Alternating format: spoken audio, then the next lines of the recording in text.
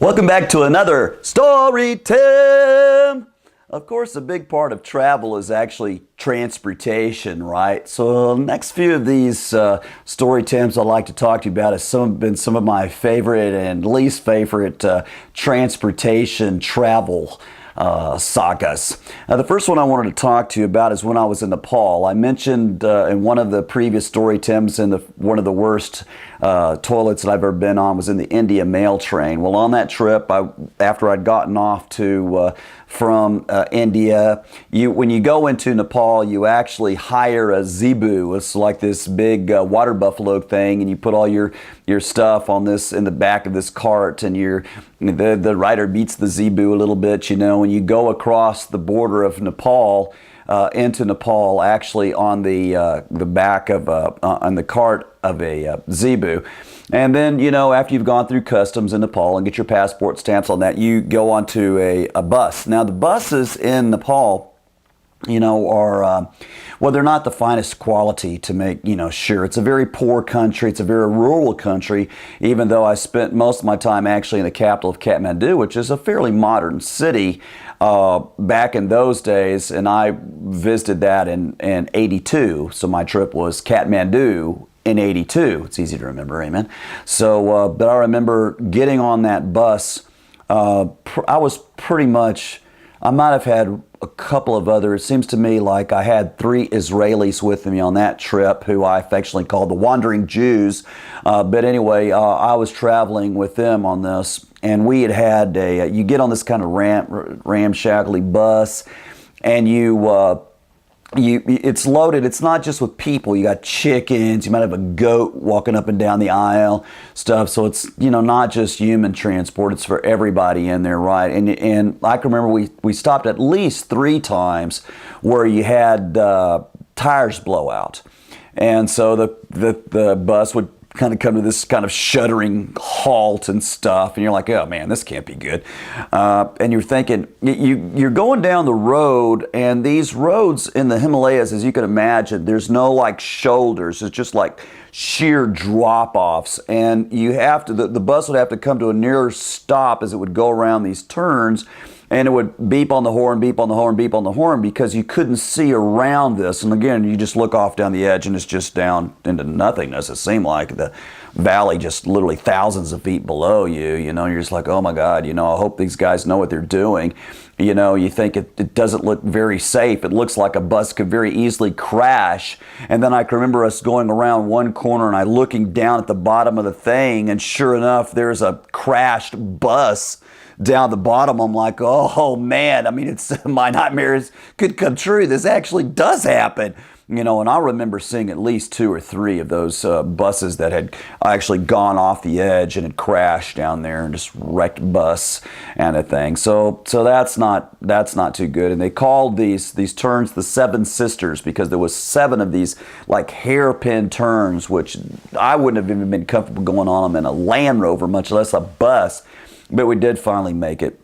I went to Nepal during what they call the Season of Lights, which is kind of their version of Christmas, although it's obviously not a Christian country like that. It's called Tihar. And in Tihar, they do sacrifices of bulls and stuff like that.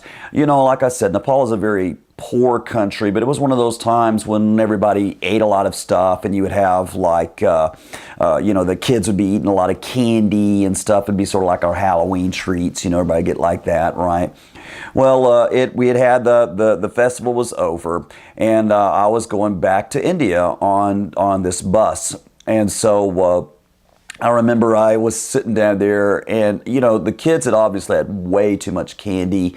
The kid next to me is and he's throwing up all over. Fortunately, I don't remember him actually throwing up on me, but if you throw up right beside you, you just might as well throw up on you. You know what I'm saying? Because it's just too gross. The smell is just like, oh God. Well, I had one of the guys that I had made a friends with, a Nepali guy. He spoke very, very limited English, but he was waving at me from outside of the bus, and I'm like, whoa, what do you want, So he, come on outside, come outside, Tim. So I came outside, and he said, look, we're gonna ride up there, and I'm like, what are you talking about, right up there?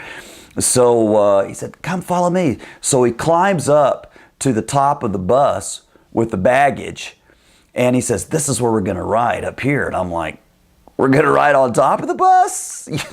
I mean, we got to go back to them Seven Sisters. I mean, doesn't it seem like it would be better in the bus? And he's like, no. And he makes like, vomit noises and stuff, And then I'm realizing, yeah, do I really want to sit there right next to the pool of vomit, or would I rather be upstairs here where it's nice and cool and you got air conditioning because you're in, 30 or 40 mile an hour winds as it's going down the road. So I thought, yeah, this sounds better. Let's stay up on top of the bus. So we seated ourselves as best we could, with our kind of got my backpack there to kind of sit down.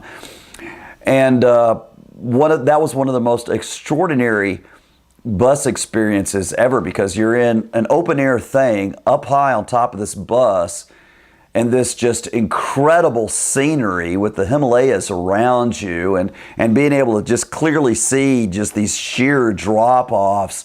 It was truly one of the best bus trips ever. We got back into India, and as we were going into India, we got on another bus like this. And we were coming into one of the small towns, and the bus driver stopped. And I'm like, well, why are we stopping? And he says, because the bus is too overloaded. We can't have too many people on the bus. The bridge will fall down. And I'm like, oh, all right. So the bus is, about 150 people in it. It was like crammed. He's looking like at us like we need to get off. And I'm like, all right, if we have to get off, we have to get off. Not everybody got off. It was about maybe 10 of the men up in the front, and I was standing near the front. I guess that's why I got picked. But I have to get off the bus. After we get off the bus, we can't have enough room. It's going to be too heavy. The bus is going to get... Okay, so we got off the bus.